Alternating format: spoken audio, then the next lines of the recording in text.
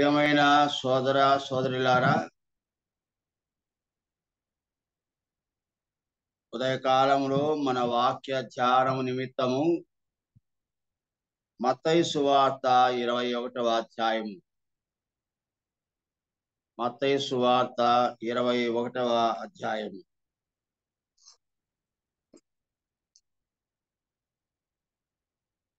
మొదటి 11 వచనాలు మనం చదువుకుందాం. 1వ వచనం నుండి 11వ వచనం వరకు గల వాక్యాన్ని అందరం కలిసి మీరున్న చోట మీరు చదవండి, నేను చదువుతుంటాను. అందరం కలిసి చదువుకుందాం. తర్వాత యెరూషలేమునకు సమీపించి ఒలీవ చెట్ల కొండ దగ్గర ఉన్న బేత్పగేకు వచ్చినప్పుడు యేసు తన శిష్యులలో ఇద్దరిని చూచి, మీ ఎదుటనున్న గ్రామమునకు వెలుడి, వెళ్ళగానే కట్టబడి ఉన్న ఒక గాడిదయు దానితోనున్న ఒక గాడిద పిల్లయు మీకు కనబడును. వాటిని విప్పి నా యొద్దకు తోలుకొని రండి. ఎవడైనను మీతో ఏమైనను అనిన ఎడల అవి ప్రభువునకు కావలసి ఉన్నవని చెప్పవలెను. వెంటనే అతడు వాటిని తోలి పెట్టునని చెప్పి వారిని పంపారు.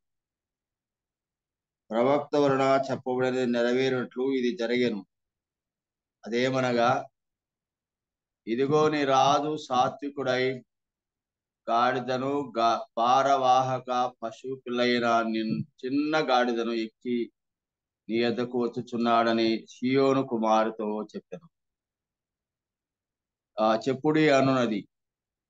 శిష్యులు వెళ్ళి యేసు తమకు ఆజ్ఞాపించిన ప్రకారము చేసి ఆ గాడిదను దాని పిల్లను తోలుకొని వచ్చి వాటి మీద తమ బట్టలు వేయగా ఆయన బట్టల మీద కూర్చున్నాను. జనసమూహమును అనేకులు తమ బట్టలు దారి పొడుగునా పరిచెరి, మరికొందరు చెట్ల కొమ్మలు నరికి దారి పొడుగునా పరిచెరి. జనసమూహములలో ఆయనకు ముందు వెలుచుండిన వారును వెనక వచ్చుచుండిన వారును, దావీదు కుమారునికి జయము, ప్రభు పేరిట వచ్చువాడు స్తుతింపబడునుగాక, సర్వోన్నతమైన స్థలములలో జయము అని కేకలు వేయుచుండెను. ఆయన యెరూషలేమునకు వచ్చినప్పుడు పట్టణమంతయు ఈయన ఎవరో అని కలవరపడెను. జనసమూహము ఈయన గలిలయలోని నజరేతు వాడగు ప్రవక్త అయిన యేసు అని చెప్పిరి.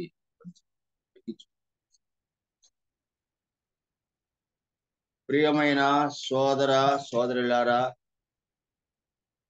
ఈ వాక్య భాగమును మనం అనేక సార్లు చదువుకొని ఉంటాము. అందరం కూడా ఎరిగిన వాక్య భాగం. ఇక్కడ యేసు ప్రభు తన శిష్యులైన వారిని ఇద్దరిని వారితో అంటున్న మాట మనము ఇక్కడ చదువుతున్నాము. మొదటి వచనం, తర్వాత యెరూషలేమునకు సమీపించి ఒలీవ చెట్ల కొండ దగ్గర ఉన్న బేత్పగేకు వచ్చినప్పుడు యేసు తన శిష్యులలో ఇద్దరిని చూచి అనే మాట గమనిస్తాం. మొట్టమొదట యేసు ప్రభు తన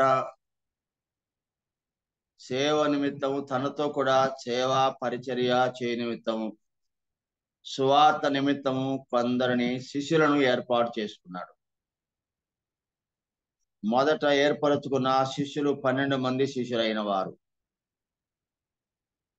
ఆ శిష్యులైన వారిని ఇద్దరిద్దరి చొప్పున ఒక్కొక్క బ్యాచ్ అన్నట్టుగా ఇద్దరుతో కూడిన ఒక బ్యాచ్ ని, అట్లా 12 మంది శిష్యులను ఇద్దరిద్దరి చొప్పున ఆయన పంపడం అనేది మనం గమనిస్తున్నాం. ఆయన వారిని పంపినప్పుడు వారికి కొంత ఉపదేశం చేసి, మిమ్మలను తోడేళ్ల మధ్యకు పంపుతున్నాను అని అంటూ, పాము వలె వివేకులుగా ఉండండి, పావురం పావురములే నిష్కపటులుగా ఉండండి అని ఒక హెచ్చరిక కూడా వారికి తెలియచేసి జారీ చేసి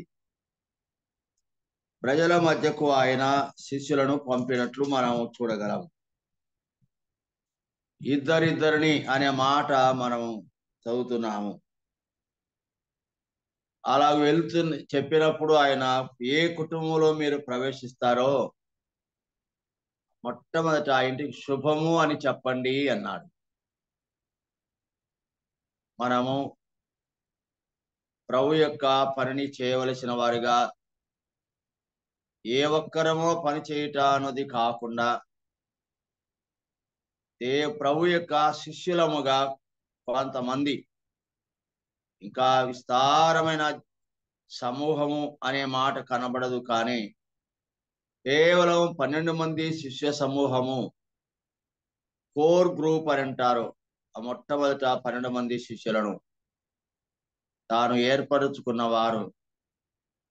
యేసు ప్రభు మీరు జాలరులుగా ఉన్నారు, చేపలు పట్టేవారుగా ఉన్నారు, మిమ్మల్ని మనుషుల పట్టు జాలలుగా చేస్తాను, నన్ను వెంబడించుడి అని ప్రభు చెప్పడం జరిగింది. మిమ్మల్ని మనుషుల పట్టు జాలరులుగా చేస్తాను కనుక మీరు నన్ను వెంబడించుడి, ఫాలో ఆఫ్టర్ మీ అని ప్రభు వారిని పిలుస్తాడు. ఆయన పిలుపును అందుకొని ఆయన అనుసరించి వెంబడించిన వారు మొదట 12 మంది శిష్యులైన వారు. అలా పిలిచిన దేవుడు వాడి పంపుట అనేది మాట మాత్రం గమనిస్తాం. గ్రామంలోకి వెళ్ళి సువార్త ప్రకటించుదము రండి అని పిలుస్తాడు ప్రభు. అది మార్కు సువార్తలో మనం చదవగలం. గ్రామములకు వెళ్ళి సువార్త ప్రకటించుదము రండి. కనుక సువార్త ప్రకటించుట కొరకు యేసు ప్రభు తను మొదట 12 మంది శిష్యులను ఏర్పరచుకొని వారిని పిలిచి వారిని దేవుని ఆత్మతో శక్తితో నింపి, సర్వాధికారం నాకు ఇవ్వబడింది, మీరు వెళ్ళండి అని చెప్తూ, మీరు ఏ ఇంట ప్రవేశిస్తారో ఆ ఇంటిలో మీరు బస చేయండి, ఇంటింటికి తిరగవద్దు, అంటే కుటుంబాలు దర్శించండి, ఆ కుటుంబాలకు శుభము చెప్పండి, మీరు వెళ్ళుట ద్వారా ఇంటికి శుభం కలగాలని చెప్పండి అని ఇద్దరిద్దరిని పంపినట్టు మనం మత్తయి సువార్తలో గమనించగలం. అట్లాంటి పరిస్థితుల్లో యేసు ప్రభు వారు ఒక ఇద్దరి శిష్యులను అందులో వారిని పిలిచి వారికి ఏం చెప్పాడో ఇప్పుడు మనం చదువుకున్నాం. 2వ వచనం, 21, 2వ వచనం. మీ ఎదుటనున్న గ్రామమునకు వెళ్ళుడి, వెళ్ళగానే కట్టబడి ఉన్న ఒక గాడిదయు దానితోనున్న ఒక గాడిద పిల్లయు మీకు కనబడును. శిష్యులారా, మీలో ఒక ఇద్దరు రండి, ఇట్లా పలాని గ్రామానికి మీరు వెళ్ళాలి, బేత్పగే అనేటువంటి గ్రామానికి వెళ్ళాలి. అక్కడ వెళ్ళినప్పుడు ఒక గాడిద పిల్ల 2 కనబడతాయి. అవి కూడా ఇంటి ముంగిట వెలపట బయట అవి కట్టివేయబడి ఉన్నాయి. మీరు వెళ్ళి విప్పి వాటిని తోలుకొని రండి. ఒక వచనంలోనే చాలా మాటలు మనం అక్కడ గమనించవలసి ఉంటుంది. మళ్ళీ చదవండి 2వ వచనం అందరూ కూడా. మీ ఎదుటనున్న గ్రామమునకు వెళ్ళండి. అదొక మాట. గ్రామమునకు వెళ్ళుడి అనే మాట. శిష్యులలో ఇద్దరిని పిలిచి ఆయన మీ ఎదుటనున్న గ్రామానికి వెళ్ళుడి అని ప్రభు వారికి ఆజ్ఞాపిస్తూ ఉన్నాడు. సలహా కాదు, వెళ్ళండి, చూడండి, మీ ఇష్టమైతే అట్లా పోయిరండి అని కాదని. మీ ఎదుటనున్న గ్రామమునకు వెళ్ళండి, వెళ్ళుడి అనే మాట మనం గమనిస్తున్నాం. వెళ్ళి ఏం చేయమంటారు? వెళ్ళగానే ఆ గ్రామంలో ఒక ఇల్లు కనబడుతుంది. ఆ ఇంటి ఎదుట లేదా ముంగిట లేదా బయట వెలపట గాడిద గాడిద పిల్ల రెండు కట్టబడి ఉంటాయి. అది మీకు ఎదురు పడుతుంది ఆ దృశ్యము. కనుక వెంటనే దాని విప్పండి, ఆ తర్వాత తోలుకొని రండి అని ప్రభు ఆ శిష్యులైన వారితో చెప్పినట్టు మనం ఇక్కడ గమనిస్తున్నాం. ప్రియమైన సోదరుడా సోదరి, ప్రభు సేవలో ఉంటున్న మనకు, ప్రభును ప్రేమించే మనకు, సేవించవలసిన మనకు ప్రభు ఇస్తున్న ఆజ్ఞను మనం గమనించవలసిన్నాం. రండి, నన్ను వెంబడించండి అని పిలిచిన ప్రభు, మీరు ఇప్పుడు వెళ్ళండి, గ్రామానికి వెళ్ళండి అని ప్రభు ఆజ్ఞాపించుట మనం గమనించాలి. ప్రభు యొక్క పిలుపును అందుకున్న ఇద్దరు శిష్యులైన వారికి ప్రభు చెప్తున్న మాట, మీరు గ్రామమునకు వెళ్ళండి, గ్రామమునకు వెళ్ళండి. అక్కడ గాడిద పిల్ల కట్టబడి ఉంటుంది. దాన్ని విప్పండి మొదటిది, దాన్ని తోలుకొని రండి అని తర్వాత ప్రభు చెప్తాడు. కట్టబడిన గాడిద అనే మాట మనకు వస్తున్నాం. గాడిద అనే మాటకు వచ్చినప్పుడు మనము అది అన్ని ఊర జంతువుల కంటే చాలా హీనముగా, తక్కువగా ఎంచబడుతుంది. గాడిద చాకలి వాని మురికి బట్టలను మోయటానికి, బరువులను మోయడానికి అది ఉపయోగపడుతుంది. గాడిదలు మీద మనుషులు ఆ రోజుల్లో ప్రయాణాలు కూడా చేసేవారు. ప్రయాణ వాహనంగా కూడా ఉపయోగపడుతుంది, ప్రయాణ సాధనం. కనుక గాడిద అనగానే మనకు కనబడుతున్నది ప్రయాణ సాధనంగా వాడేవారు. మురికి బట్టలను మోయటానికి దాన్ని వాడేవారు, బరువులు మోయడానికి దాన్ని వాడేవారు. ట్రాన్స్పోర్ట్ ఆ రోజుల్లో రవాణా అన్నది గాడిదల ద్వారా రవాణా, మరి వస్తువులను, సామగ్రిని తరలించడానికి రవాణా సాధనంగా గాడిదను ఉపయోగించే దినాలవి. గాడిద స్వభావం అది ఎప్పుడు కూడా దాన్ని వెలపటనే కట్టివేస్తారు, కానీ ఇంటి లోపల దాన్ని పెట్టుకోరు. ఎందుకనగా అది మురికిగా ఉంటుంది, అది దుర్వాసనకరంగా ఉంటుంది. కనుక ఇంటి లోపల ఎన్నడూ దానికి స్థానము, ప్రవేశము ఉండదు. ఇంటి బయటనే దాని జీవితం అంతా. అంతేకాకుండా ఇంటి ముందు అది స్వేచ్ఛగా అది ఉండజాలదు, అది కట్టివేయబడినట్టుగా ఉంటుంది. ఆ కట్టివేయడం కూడా కాలికి కట్టివేస్తాడు. ఒక చిన్న భూమిలో నాటి ఒక కర్ర గాని, ఒక మేకు గాని దానికి తాడుతో కట్టివేస్తాడు కాళ్ళకు. ఇక ఎంత మాత్రం అది తన బలమంతటిని ఉపయోగించిన ఆ కట్టివేయబడినది అలాగే ఉండిపోవలసిందే, కానీ ఎన్నడూ ఆ కట్ల నుండి అది తెంచుకోలేదు, విడిపించుకోలేదు. అలాగూ కట్టివేయబడిన గాడిద, ఒక మురికి గాడిద, ఇంటి వెలపట ఉన్న ఒక గాడిద, వర్షమైనా, తీవ్రమైన ఎండైనా, చలి గాలి అయినా అన్నిటినీ అది భరిస్తూనే ఉండాలి. దానికి విడుదల కలగదు. వర్షం వచ్చినప్పుడు, జోరైన వర్షం కురిసినప్పుడు, చలిగాలులు వీచినప్పుడు సైతం, అది తన దేహమునంతటిని వణికిపోతా ఉన్నప్పుడు సైతం, యజమాని సైతం తనను ఆ ఇంటిలో చేర్చుకోడు, ఇంటిలో కట్టివేయడు. ఎప్పుడు ఎల్లప్పుడూ అన్ని వేళలా, పగలనక రాత్రి అనక, ఎండనక గాలి అనక, వాననక, చలి అనక, మరేమనక అది మౌనంగానే అన్నిటినీ భరిస్తూ ఇంటి వెలపటనే అది కట్టివేయబడుతుంది. కనుక మెట్టుకు ఒక మాటలోనే మనం చెప్పుకోవాలంటే అది కట్టివేయబడిన గాడిద అని మనము చూస్తాము. ఎవరు దాని వైపు చూడరు. అది పడుతున్న బాధను గురించి ఎవరు విచారించరు. చివరికి ఇంటి యజమానుడు కూడా అది ఇంటి వెలపట ఉంటూ ఎండ, గాలి, వర్షము ఇవన్నీ వణికిపోతున్న యజమాని సైతం దాన్ని ప్రేమించలేడు. యజమాని ఆ గాడిదను తన ప్రయాణం కొరకు వాడుకుంటాడు, తన బరువులను మోయడానికి వాడుకుంటాడు, తన మురికి బట్టలను మోయడానికి వాడుకుంటాడు. కానీ దానిని ఇంటిలో చేర్చుకోడు.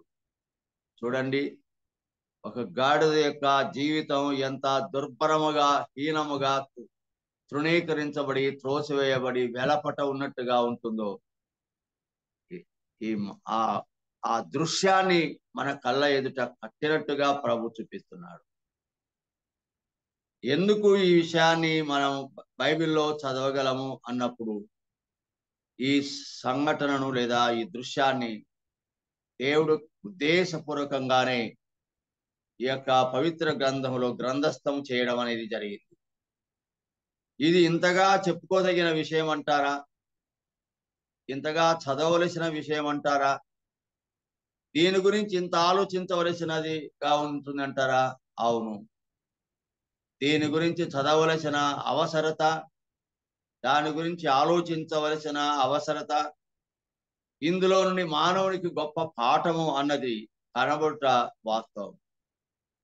చదివి తీరాలి, విని తీరాలి, గ్రహించి తీరాలి దీని యొక్క అంతరార్థాన్ని, పరమార్థాన్ని, దీనిలో దాగినటువంటి వాస్తవాన్ని మనుషుడు దాన్ని గ్రహించవలసిన వాడుగా కనబడుతున్నాడు. ప్రియమైన సోదర, గాడిద ఎవరో కాదు, మానవుడు. మానవునికి సూచన అది. ఎలాగూ గాడిద దుర్వాసనగా ఉంటుందో అలాగూ మానవుడు పాపము అనే దుర్వాసనతో ఉన్నాడని గొప్ప పాఠాన్ని తెలియచేయడానికి ఇది రాయబడింది. గాడిద ఎప్పుడు కూడా వెలపటనేది కట్టివేయబడుతుంది. యజమాని లోపల ఉంటాడు, కానీ ఆ గాడిద మాత్రం వెలపట దాన్ని ఉంచుతాడు. మానవుడు కూడా ఇంటి వెలపట ఉన్నట్టుగా లోపల ఉన్న యజమానుడు దేవుడు అయితే దేవునికి వెలపట దూరముగా బయట మానవుడు ఉంటున్నాడు. అది ఒక దృశ్యం. ఉదయకాలం ఈ మాటలు వింటున్న మన ఒక్కొక్కరం కూడా ఒకప్పుడు గాడిదను పోలిన వారముగా ఉంటిమి. గాడిదలు చాలా రకాలు కూడా ఉన్నాయి. చాకలి వాని బట్టలు మోయటానికి ఊరునే ఉంటుంది. అది ఊరి చుట్టూ తిరుగుతుంది, ఆ ఇంటి బయటనే ఉంటుంది, బరువులు మోస్తూ ఉంటుంది, దుర్వాసనతో ఉంటుంది. ఎండ, గాలి, వర్షము తడుస్తూ బాధపడుతుంటుంది. కానీ ఇంటి లోపల ప్రవేశం ఎంత మాత్రం దానికి ఉండదు. ఇంటిలో ప్రవేశం ఎంత మాత్రం ఉండదు. మానవుడు కూడా పాపం అనే కట్ల చేత కట్టబడి బంధించబడిన వాడు అని ఈ యొక్క సన్నివేశం మనకు ఒక పాఠం నేర్పుతుంది. పాపము చేత మనం కట్టబడిన వారుగా, పాపం యొక్క బంధకాల చేత కట్టబడి బంధించబడినటువంటి మానవునికి ఈ యొక్క సంఘటన దృశ్యంగా కనబడుతుంది. ఒకప్పుడు మనం కూడా పాపమునే బంధకాల చేత కట్టబడి చుట్టబడి ఎలాగైతే ఆ యొక్క గాడిద ఇంటి వెలపట అంటే యజమానుడు లోపల ఉన్నాడు, కానీ ఆ గాడిద మాత్రం ఇంటి వెలపట ఉంది కట్టివేయబడి. ఎంత మాత్రం కూడా యజమాని ఉన్న ఇంట్లోనికి వెళ్ళటానికి దానికి అర్హత లేదు, యోగ్యత లేదు. అది ఎల్లప్పుడూ కూడా వెలపటనే ఉండవలసినది. మనం కూడా పాపాన్ని బట్టి, పాపం కట్ల చేత మనం కట్టబడిన వారంగా ఉన్నంత కాలం దేవుని ఇంటిలో ప్రవేశించడానికి కానీ, దేవునికి దగ్గర కావడం కానీ ఎన్నడూ మనం పొందలేకపోయాం. ఆ గాడిద వెలపటనే కట్టబడింది, కానీ లోపల ఎంత మాత్రం ప్రవేశించలేకపోయాం. మనం కూడా ప్రభులో, దేవునిలో ప్రవేశించలేని వారుగా, దేవుని ఇంటిలో ప్రవేశించలేని వారిగా, దేవుని ఆలయంలో ప్రవేశించలేని వారిగా ఉండిన వారం. మనం వెలపటి వారం. ఈ మాటలన్నీ మరో మాటల్లో మనం చెప్పుకోవాలంటే రోమీలకు రాసిన పత్రికలో మనం ఎవరమో 5వ అధ్యాయం చాలా స్పష్టంగా చెప్తుంది. మనము వెలపటి వారం, మనము దూరస్థులము అని అక్కడ వ్రాయబడుతుంది. మనం దూరస్థులము, మనం విరోధులము, మనం శత్రువులము, చివరికి మనం పాపాత్ములము. గమనించారా? మనము దేవునికి విరోధులము, దేవునికి శత్రులము, మనము దేవునికి దూరస్థులము, చివరికి దేవునికి మనం పాపాత్ములము. మనం వెలపటి వారమే కానీ లోపటి వారం కాదు. మనం వెలపట ఉండవలసిన వారమే కానీ దేవుని ఆలయంలోని ప్రవేశించ యోగ్యులము కాదు. ఈ యొక్క దృశ్యము మానవ జీవితం ఎలాంటిది అని తెలియచేయడానికి ఒక చక్కని సాదృశ్యం. దేవునికి వెలపట ఉన్న మానవుడు, దేవునికి దూరముగా మానవుడు, దేవునికి విరోధిగా ఉన్న మానవుడు, దేవునికి శత్రువుగా ఉన్న మానవుడు, చివరికి మానవుడు పాపాత్ముడై దేవుని దూరముగా నిలవలసిన వాడుగా ఉన్నాడు. దేవుని సమీపించడానికి అయోగ్యుడిగా ఉన్నాడు. దేవుని మందిరంలో ప్రవేశించడానికి కూడా యోగ్యుడుగా కాలేడు. అయోగ్యుడు, అపాత్రుడు, వెలపటివాడు, వెలివేయబడిన వాడు, తృణీకరించబడిన వాడు, త్రోసివేయబడిన వారని అనేక మాటలు మనం బైబిల్లో చూస్తాం. మనందరం కూడా తృణీకరించబడిన వారం, మనందరము త్రోసివేయబడిన వారం, మనందరం వెలపట ఉండవలసిన వారం, మనందరం వెలివేయబడిన వారం. మన రాష్ట్రంలో, మన దేశంలో ఈ కుల వ్యవస్థను బట్టి కొన్ని కులముల వారు, కొన్ని వర్గముల వారు, వెలివేయబడిన వారు, ఊరి బయట ఉండవలసిన వారు అని ఒక సమాజములో పెద్ద కులభేదంతో సమాజము చీల్చబడి, వేరు చేయబడి, వివిధ కులాలుగా, ఉపకులాలుగా, వర్గాలుగా చేయబడి, వెలివేయబడిన వారుగా, తృణీకరించబడిన వారుగా, త్రోసివేయబడిన వారుగా, అట్టడుగు జనాంగంగా ఈనాడు సమాజంలో కనబడుతుంది. చాలా దుర్భరమైన పరిస్థితి. మన సమాజం ఎలాగుందో కూడా ఈ యొక్క సన్నివేశం మనకు జ్ఞాపకం చేస్తుంది. ప్రియులారా, మనము తృణీకరించబడిన వారముగా, త్రోసివేయబడిన వారుగా, వెలపట ఉండవలసిన వారిగా, దూరముగా ఉండవలసిన వారిగా, ఆ గాడిద వలె మనం వెలపట ఉన్నట్టుగా ఊరి వెలపట ఉన్నాం కాబోలు. దేవాలయంలో ప్రవేశించే యోగ్యత, అర్హత లేని వారంగా వెలపటనే ఉండవలసి, దేవుని దూరంగా ఉన్నవారం కావచ్చు. ఇలాగూ మానవ జీవితం ఆ గాడిద స్పష్టంగా చూపిస్తుంది.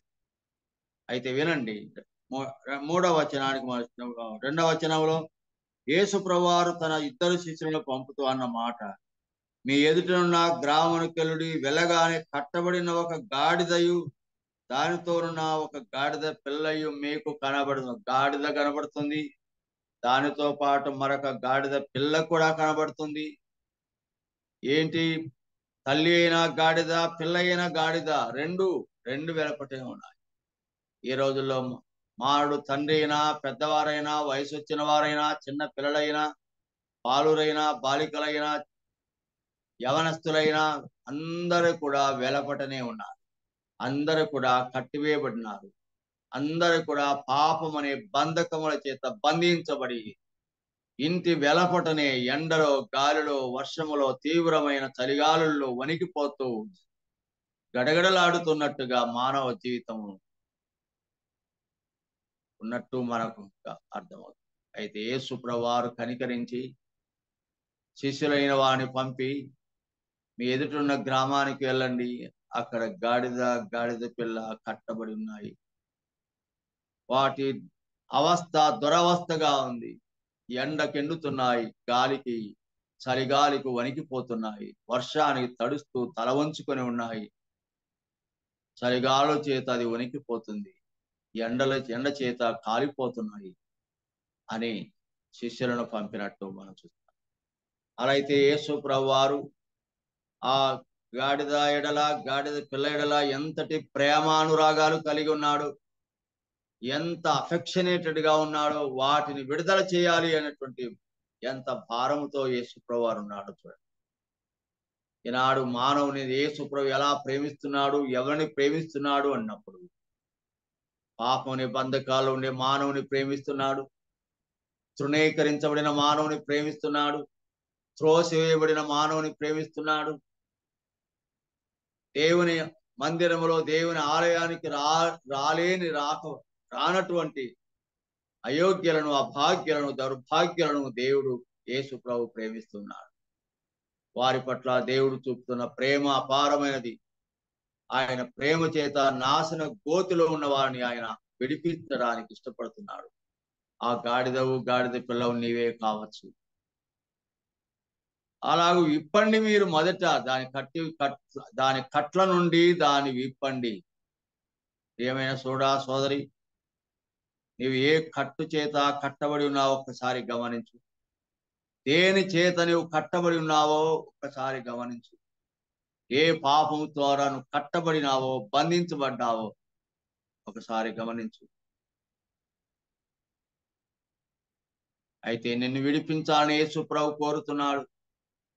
ఆ కట్లలోనే నీవు జీవితాన్ని ముగించకూడదని ఆశిస్తున్నాడు. నీకు విడుదల ఇవ్వాలని, విడిపించాలని, ఆయన తన యొద్దకు నిన్ను చేర్చుకోవాలని, నీకు విశ్రాంతిని అనుగ్రహించాలని యేసు ప్రభు కోరుతున్నాడు. అందులో దైవ ప్రేమ కనబడుతుంది, క్రీస్తు ప్రేమ కనబడుతుంది.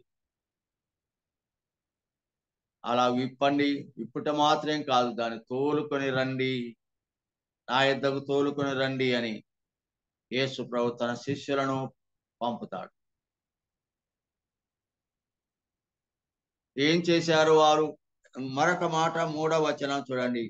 ఎవరైనను మీతో ఏమైనను అని ఎడల, ఎవరైనా మీరు విప్పుతున్నప్పుడు, ఆ గాడిదను విప్పుతున్నప్పుడు ఎవడైనా మిమ్మల్ని ప్రశ్నించినట్లయితే, ఏమని, ఎందుకు విప్పుచున్నారు అని మీరు మిమ్మల్ని ప్రశ్నించినప్పుడు, ఎవడైనాను మీతో ఏమైనా అని, ఇంకా ఎవరైనా ఎందుకు విప్పుతున్నారు, విప్పొద్దు అని ఎవరైనా బెదిరించినా, ఆటంకపరిచినా, ఇంకా మరేమి ప్రశ్నించినా, విడిపించవద్దు అని అన్నా, మీరు ఒక మాట చెప్పు. ఎందుకు అన్నా, దేనికి అన్నా, ఎవరికి అన్నా ఒకే ఒక మాట చెప్పండి అన్నాడు. ఏమన్నాడు? ఆ మాట చదవండి. ప్రభు అది అని, అవి ఎవరైనా మిమ్మల్ని ఏమైనా అని ఎడలా, అవి ప్రభువునకు కావలసి ఉన్నది అని చెప్పండి. అది ప్రభువునకు కావలసి ఉన్నదని చెప్పండి. Lord needs them. ప్రభు అవసరమైనది అని చెప్పండి. ప్రభు కావాలని చెప్పండి. ప్రభు కావాలని చెప్పండి.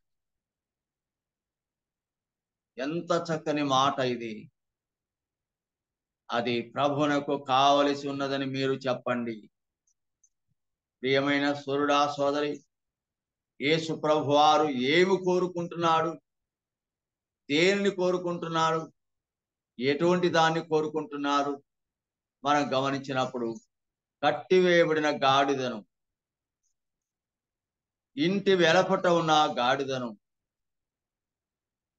కట్ల చేత బంధించబడిన గాడిదను, దుర్వాసనతో ఉన్న గాడిదను, హీనమైన జంతువును, తృణీకరించబడిన జంతువును, గాడిదను ఎవ్వరు కూడా స్వీకరించరు, ఎవరు కూడా కావాలని కోరుకోరు, ఎవరు తమ ఇంట చేర్చుకోరు.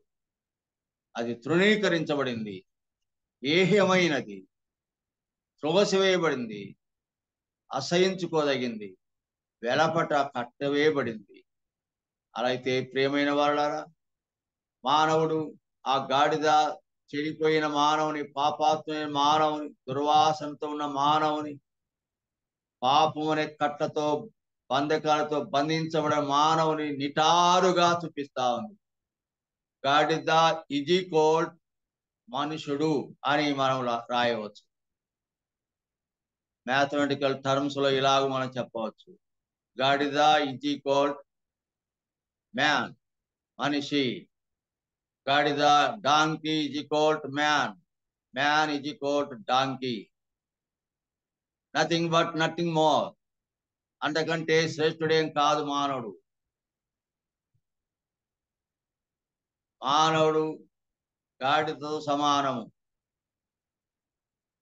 దుర్వాసనతో ఉన్నవాడు, పాపమునే కట్ట చేత బంధించబడినవాడు, ఇంటి వెలపటనే తగినవాడు కానీ ఇంటి లోపలి తగనివాడు, ఇంటి లోపల ప్రవేశించడానికి ఎంత మాత్రం యోగ్యుడు కాడు మానవుడు. అనగా దేవుని ఇంటిలో, దేవాలయములో, దేవుని మందిరములో, పరలోకములో, అంతకంటే మిన్నగా పరలోకములో, దేవుని రాజ్యములో, పరలోకములో, మహిమతో కూడిన రాజ్యములో ప్రవేశించడానికి మానవుడు, మోక్షములో ప్రవేశించడానికి, వైకుంఠములో ప్రవేశించడానికి, దేవుని సన్నిధిలో ప్రవేశించడానికి ఎంత మాత్రము యోగ్యుడు కాదు మానవుడు. అపవిత్రుడు మానవుడు దుర్వాసనతో. అందుకే పాపమనే దుర్వాసనతో ఉన్న మాట మనం చదువుకుందాం. చూడండి, కొలస్సీలకు రాసిన పత్రిక. మానవుడు ఎలాంటి వాడో మనం గమనించినట్లయితే ఎఫెసీయులకు రాసిన పత్రిక 5వ అధ్యాయం 1వ వచనం. కావున మీరు ప్రియులైన పిల్లలను పోలి దేవుని పోలి నడుచుకోండి, క్రీస్తు మిమ్మును ప్రేమించి పరిమళ వాసనగా ఉండుటకు మన కొరకు తను తాను అప్పగించుకొనెను అనే మాట మనం చూస్తున్నాం. ఒకప్పుడు మనం దుర్వాసనతో ఉండిన వారు, పచ్చి పుండ్లతో, గాయములతో, దుర్వాసనతో ఉంటిమని యెషయా గ్రంథం 1వ అధ్యాయంలో మనం చూడవచ్చు. అరికాలు మొదలుకొని నడినెత్తి వరకు కొంచెం కూడా లేకుండా, స్వస్థత లేకుండా, పచ్చి పుండ్లతో, గాయములతో, కడు దుర్వాసనతో ఉండిన వారు అని మానవ యొక్క పాప స్థితిని వివరిస్తాడు, వర్ణిస్తాడు. అక్కడ దుర్వాసనకరముగా ఉండిన వారు, నోరు తెరిస్తే దుర్వాసనకర మాటలు, చూపు చూస్తే దుర్వాసనకరమైన చూపు, అపవిత్రమైన చూపు, అలవాటు చూద్దామంటే దురలవాటుకు లోనై, సాంగత్యం చూద్దామంటే చెడ్డ సాంగత్యములో బంధించబడి, దేవుని సన్నిధిలో చేరడానికి ఏమాత్రం యోగ్యత లేకుండా యెషయా భక్తుడే అంటాడు కదా ప్రవక్త, అయ్యో నేను పాపిని, నా పెదవుల అపవిత్రములు, నా పాదముల అపవిత్రములు, నేనున్న చోటు అపవిత్రము, నా చుట్టూన్న జనము అపవిత్రం, అయ్యో నేను పాపిని. మానవుడు పాపం చేత కట్టబడిన వాడు. ఇలాంటి పరిస్థితిలో ప్రభు అన్నమాట, ఎవరైనా మిమ్మల్ని ఏమైనా ప్రశ్న అడిగితే ఈ మాట చెప్పండి, వేరే మాటలు అక్కర్లేదు, అది ప్రభువునకు కావలేను అని చెప్పండి. అది ప్రభువునకు కావాలి. దేవునికి, ప్రభువుకు ఎవరు కావాలట? కట్టబడిన గాడిద లాంటి వ్యక్తి, దుర్వాసనతో ఉన్న పాప మానవుడు, పాపమని దుర్వాసన ఉన్నవాడు, చెడిపోయిన వాడు, అపవిత్రుడైన వాడు, దుర్మార్గుడైన వాడు, దుష్టుడైన వాడు, త్రాగుబోతైన వాడు, జోదరైన వాడు, మట్కాడేవాడు, వ్యభిచారైన వాడు, కడు హీనమైన బ్రతుకు బ్రతికేవాడు, దుర్వాసనకరమైన జీవితాన్ని జీవించేటువంటి వీడు, ఇతను కావాలి దేవుని. యేసుప్రభు మాట అంటాడు, నేను నీతివంతులను ప్రేమించుటకు రాలేదు, నేను పాపులనే పిలవచ్చి తిని అన్నాడు. ఆయన కావాల్సిన నీతివంతులు కాదు. ఒకవేళ ఎవరైనా నీతివంతులుగా ఉన్నారా, నీతివంతులుగా జీవిస్తున్నారా, మంచిది. కానీ నేను వచ్చింది పాపాత్మల కొరకు వచ్చాను అని ప్రభు అన్నాడు. చివరి మాటగా మనం గమనిస్తే, అది ప్రభువునకు కావలను అని మీరు చెప్పండి. ప్రియమైన సోడా సోదరి, నీవు నేను ప్రభుకు కావలసిన వారిగా ఉన్నాం. ప్రభు నిన్ను నన్ను కోరుకుంటున్నాడు. మనం మంచివారమని కాదు, మనం సువాసన గల పరిమళ వాసనగా ఉన్నామని కాదు, దుర్వాసనతో ఉన్న మనలను, మన హృదయాన్ని అని ఎరిగిన వాడు, దుర్వాసనతో జీవిస్తున్న మనలను ప్రభు కోరు, ప్రభువునకు కావాలి. నీవు నేను ప్రభువునకు. యవనస్తులారా, సోదర సోదరులారా, పెద్దలారా, ఎవరమైనా మనం, దేవుడు నిన్ను నన్ను కోరుకుంటున్నాడు. నీవు కావాలి ప్రభు, నేను కూడా కావాలి ప్రభు. అది ప్రభువునకు కావాలి. నీవు నేను కూడా ప్రభువునకు కావాలని కోరుతున్నాడు. అందుకే అంటాడు, మీరు అమూల్యమైన రక్తం చేత కొనబడిన వారు. ప్రభు మనకు కొన్నాడు. దేనితో? వెల చెల్లించినాడు. ఏ వెల అది? డబ్బిచ్చా? లేదా వస్తువుకు వస్తువు ఇచ్చినట్టుగా మరొకటి ఏమైనా ఇచ్చా కాదు. కేవలం ఆ రక్తం కూడా అమూల్యమైన రక్తం. మామూలు గొర్రెల రక్తం కాదు, పొట్టేళ్ల రక్తం కాదు, చెడిపోయిన రక్తం కాదు, కలుషితమైన రక్తం కాదు, కల్మషంతో ఉన్న రక్తం కాదు, రోగంతో ఉన్న రక్తం కాదు. అమూల్యమైన నిర్దోషమైన రక్తము చేత ఆయన మనను కడిగి కొని తనకు స్వకీయమైన జనముగా చేసుకున్నాడు. అందుకే అంటాడు, మీరు విలువ పెట్టి కొనబడిన వారు అన్నాడు. ఈ మాట గమనిద్దాం. యేసు ప్రభువారు నిన్ను నన్ను కోరుకుంటున్నాడు. మనం ఆయనకు కావలసిన వారిగా ఉన్నాము. అది ప్రభువునకు కావలసి ఉన్నాము కనుక మన కొరకై తన ప్రాణం పెట్టి అమూల్యమైన తన రక్తాన్ని మన కొరకై చిందించి ఆ రక్తము చేత మనను కొని తనకు సొంతమైన జనముగా ఉన్నట్లుగా మనం ఏర్పాటు చేసుకున్నాడు. మనం ప్రభువుకు కావాలి. ప్రశ్నించుకుందాం. యేసు ప్రభు నన్ను కోరుకుంటున్నాడు. నేను ప్రభువు కావాలంటున్నాడు కనుక నేను ప్రభువును వెంబడిస్తాను. నేను ప్రభు వెంట వెళ్తాను. ప్రభువును అనుసరిస్తాను. నేను ప్రభు కొరకు జీవిస్తాను. నేను ప్రభు కొరకు జీవిస్తాను. యవన సోదరులారా, సోదరులారా, అలాగే పెద్దలారా, కుటుంబీకులారా, నీవు నీ కుటుంబం ప్రభు కావాలని కోరుతున్నాడు. అది ప్రభువును కావాలి. కుటుంబం ప్రభు కావాలి. ప్రభువును సేవించే కుటుంబం, ప్రేమించే కుటుంబం, ప్రభు గురించి సువార్త ప్రకటించే కుటుంబం కావాలి. నీ కుటుంబం అలా ఉందా? ఇది కుటుంబ ప్రార్థన కనుక కుటుంబాన్ని ఒక యూనిట్ గా మనం భావిస్తాం కనుక మన కుటుంబాన్ని ప్రభు కోరుకున్నాడు. అది అనే మాట కుటుంబం అనుకుందాము. కుటుంబం ప్రభు కావాలి. నీవు కావాలి, నీ కుటుంబం కావాలి ప్రభుకు. యెహోషువ మాటల్లో మనం తీసుకుంటే, నేనును యెహోవా, నా కుటుంబము యెహోవాను సేవించదము అనే మాట అంటాడు. నేను నా కుటుంబం, మేము యావత్తు మా కుటుంబం నిన్ను సేవిస్తాము అని యెహోషువ అంటాడు. యెషయా అంటాడు, నేనును యెహోవా నాకు ఇచ్చిన పిల్లలను అని ఆయన కొరకై సాక్షులుగా ఉండేదాము, మహత్కార్యాలు చేసేవారిగా ఉంటాము అని అంటాడు యెషయా. ఉదయకాలం నీవు నీ కుటుంబం ప్రభువు కావాలి. ఎవరిని ప్రేమిస్తావు? ఎవరిని సేవిస్తావు? ఎవరి కొరకు వాడబడతావు? ఎవరి నిమిత్తమై జీవిస్తావు? ఎలాగూ నీవు ప్రభు కొరకై సమర్పించుకుంటావు? గమనించండి. నీవు నీ బలం. యవనస్తుల గురించి మాట్లాడుతూ సొలొమోను అంటాడు, యవనుడా నీ బలాన్ని పరులకు ఇవ్వద్దు అంటాడు. నీ బలాన్ని పరులకు ఇవ్వద్దు, ప్రభుకి. యవనస్తులారా, నీ బలాన్ని, నీ శక్తిని, నీ ఆరోగ్యాన్ని, నీకున్న వనరులను, నీకున్న వరములను, వరములు వనరులు, నీకున్న సామర్థ్యం, నీకున్న శక్తి, నీకున్న జ్ఞానం, నీకున్న వయస్సు, నీకున్న స్పిరిటు, నీకున్న స్ట్రెంగ్త్, నీకున్న బలము ఎవరివి? ఎవరివి? ఎవరివి? ఎవరికి ఇస్తావు? అందుకే అంటాడు, యవన కాలమున యెహోవా కాడి మోయిట్ అన్నాడు. నీకు ఇది ఆశీర్వాదం. నీ బలాన్ని పరులకు ఇవ్వద్దు. నీ శక్తి సామర్థ్యాలు లోకానికి ఇవ్వద్దు, ప్రభుకి ఇవ్వు. నీ కొరకై నిన్ను ప్రేమించి తన బలమునంతా నీకిచ్చినాడు, మనకిచ్చినాడు. యేసు ప్రభు మంచి యవన ప్రాయములో, నవ యవనములో 33 సంవత్సరాల వయస్సు అంటే మంచి యవనం, బలము, ఆరోగ్యం, శక్తి, యుక్తులు అన్ని కలిగిన వాడు. సమస్తమును అప్పగించుకున్నాడు శిలవలో. తను చివరికి ఆత్మను అప్పగించుకున్నాడు తండ్రి అయిన దేవునికి. కానీ ఆ తర్వాత యేసు ప్రభు దేవుడు అన్ని నామముల కంటే ఉన్నతమైన నామముగా, శ్రేష్టమైన నామముగా హెచ్చించలేదా? ఎవరైతే ప్రభు కొరకై తాము అప్పగించుకుంటారో, జీవిస్తారో, దేవుడు అని తలమానికముగా ఉంచుతాడు. చివరిగా ఒక మాట తలంపు ఆ తర్వాత వచనాల్లో మనం చదువుతాం. గాడిద విప్పబడింది, తోలుకొని వచ్చారు. రాగానే యేసు ప్రభు ఆ యొక్క గాడిద మీద వారు బట్టలు వేశారు.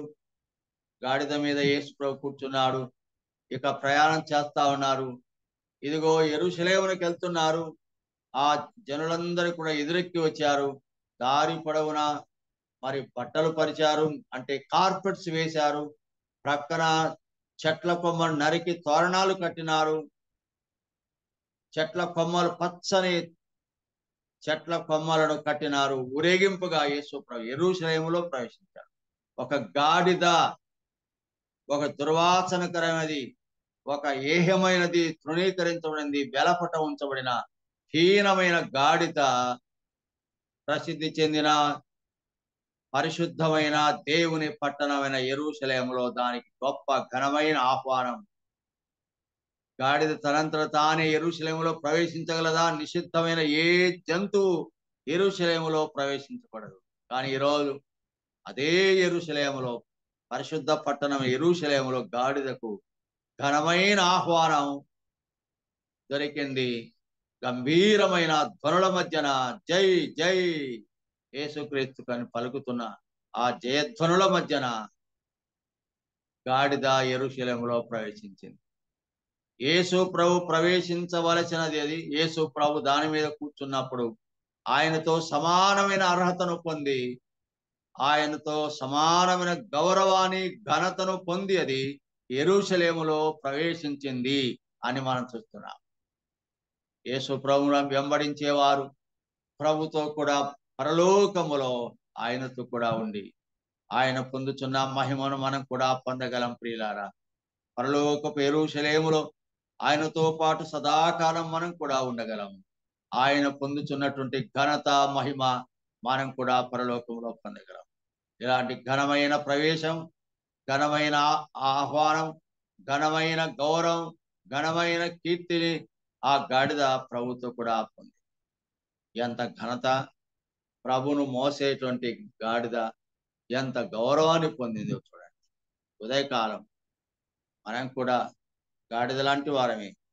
కానీ మనకు కావాలని ప్రభు కోరుతున్నాడు. మనం ప్రభుకు అప్పగించుకుందాం. ప్రభుతో కూడా మనం నడుద్దాం. ప్రభును వెంబడిద్దాం. ప్రభును సేవిద్దాం.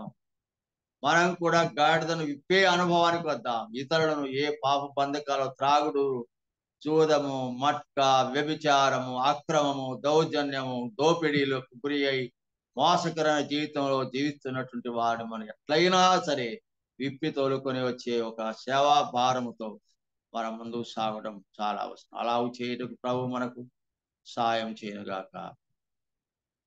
అది ప్రభువునకు కావలసి ఉన్నది. దాని బైబిల్లో అండర్లైన్ చేసుకోండి. అది ప్రభువునకు కావాలి. నీవు ప్రభు కావాలి. నిన్ను నన్ను ప్రభు కోరుతున్నాడు. ప్రభును మనం వెంబడించవలసిన వారు మనం ప్రభు కావాలి. ఆయన చేతుల్లో వాడుకోవాలన్నాడు. యవనులారా, ఈ యవన బలాన్ని లోకానికి వద్దు, ప్రభుకి ఇవ్వండి. ప్రభు మీ హృదయాల్లో చేర్చుకోండి. ప్రభుకు విధేయులు కండి. ప్రభు సువార్తనే భారం వహించండి.